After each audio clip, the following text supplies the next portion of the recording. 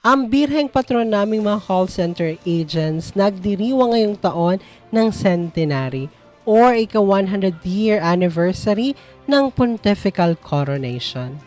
Ave Maria. Ang imahe pong ito sa ating background ay ang milagrosang imahe ng Nuestra Señora del Santísimo Rosario de Manawag o mas kilala sa tawag na Our Lady of Manawag. At tinatawag rin nga siya ng kanyang mga deboto bilang Apo Bakit.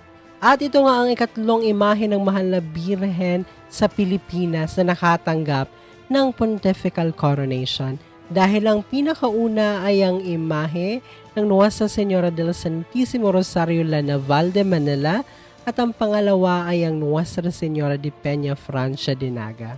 Nauna lang sa buwan ang Our Lady of Manawag sa pang-apat na nakatanggap ng pontifical coronation, which is Our Lady of Antipolo. Kaya naman, this year, sabay nagsiselebrate ng centenary or ika-100-year anniversary ng pontifical coronation ang Our Lady of Manawag at ang Our Lady of Antipolo.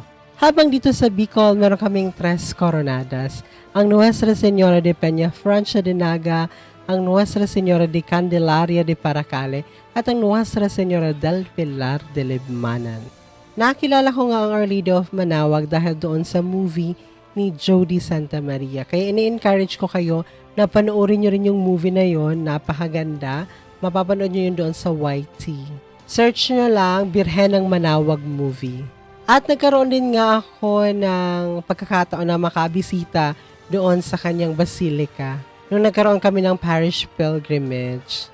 At ngayon ko lang din nalaman na kinukonsider din palang patron ng mga call center agents ang Birhen ng Manawag. Nabasa ko nga siya doon sa recent post ng GMA kung saan tulad ng Our Lady of Manawag, the Lady who calls, at ito nga ay maihahalin tulad sa aming mga trabaho kung saan kami ay tumatawag at tumatanggap ng tawag. Pagbati nga sa lahat ng deboto ni Apo Bakit ngayong centenary ng kanyang pontifical coronation. Sana makabalik ako sa kanyang basilika. Hanggang dito na lang muna, Chingos and Faith. Ito po ang inyong hermano nagpapaalalang piliing maging masaya at piliing maging banal. Maraming salamat.